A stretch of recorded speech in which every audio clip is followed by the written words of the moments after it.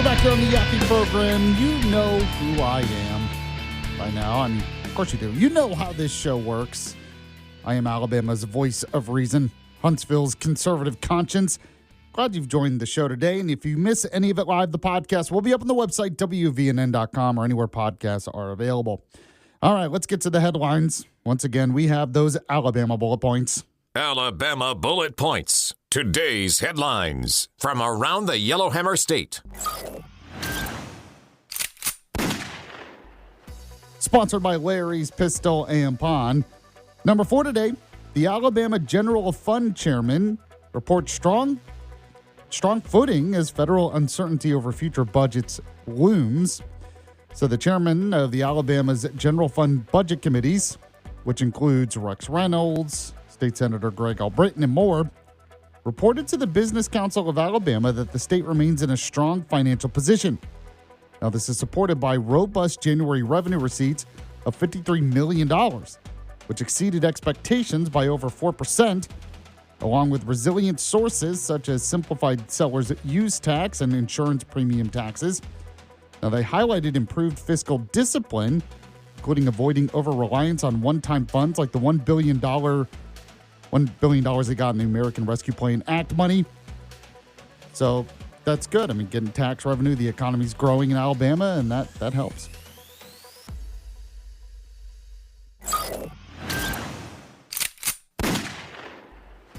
All right, number 3 today, Congressman Gary Palmer is criticizing Democrats over not funding Department of Homeland Security. That's right, he was on my show yesterday. He sharply criticized Senate Democrats for blocking funding for the Department of Homeland Security, the only major federal department left unfunded for fiscal year 2026, despite the House passing a funding measure. Now, what he said, basically, he said our Coast Guard are having to defend our shores, and they're not getting paid. He also basically said it makes no sense because ICE is funded, and this is all over ICE. So we don't have FEMA, Coast Guard, TSA getting paid, but ICE is still getting paid because they're funded.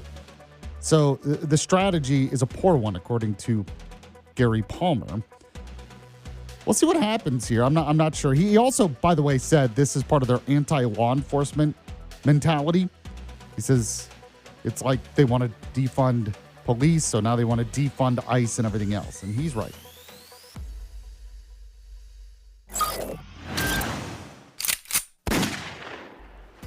Number 2 today, Attorney General Steve Marshall announces 3 people being arrested for ballot harvesting in Monroe County.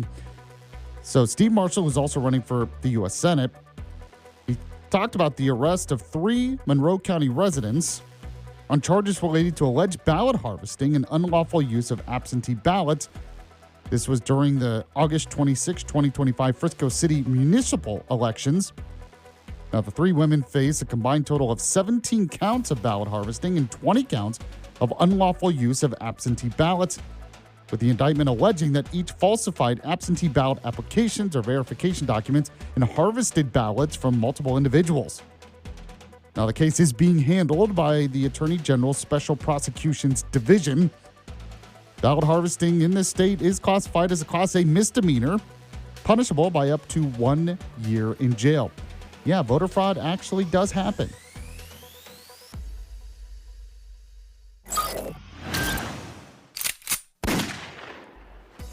And number 1 today, Congressman Dale Strong. He went on Dale Jackson's show talking about the State of the Union, but he also is predicting that we are going to have a very strong economy this year. So he said the economy, especially in North Alabama, is already thriving, but he predicts it's going to get better. So he says this is thanks to President Donald Trump's policies and the policies of the Republican Party, which he says has successfully brought business back to the U.S. Now, he spoke about this after Trump's State of the Union address. He credited measures like lower taxes, deregulation, deporting illegal immigrants, and tariffs for driving economic growth and resurgence. And he predicted a major boom in the second quarter of this year. He talked about residential home construction going up and everything else. Talked about all the stuff coming to North Alabama, like the Space Command headquarters and Eli Lilly's $6 billion investment.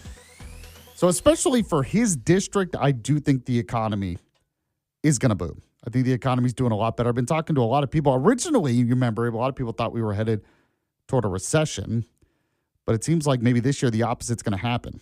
A lot of that has to do with the tax cuts, the big, beautiful bill, which the Democrats were against, but you're just seeing a lot of investment. I mean, the fact is, President Trump, he's not a perfect conservative, but he is a much friendlier president to business. I'll put it that way. It's a much business-friendlier environment under Trump than it would have been under Kamala Harris and of course, Joe Biden. So we could talk more about that. Brad Presnall is gonna join me next on the show. He's a political consultant. Right now, I'm going to talk to you more about Larry's Pistol and Pawn.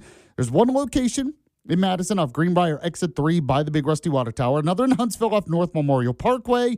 And they have so much you can shop for, but you can also pawn or sell something of value as well, which many, many people do.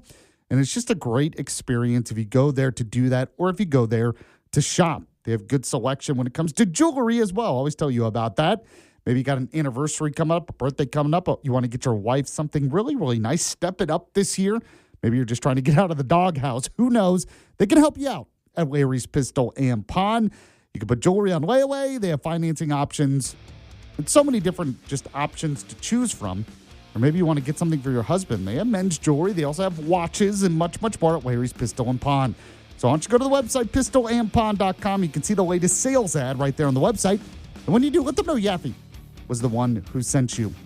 All right, Brad Presnall next. The legendary Will Hampson comes on later. You're listening to the Yaffee program. Back in just a moment.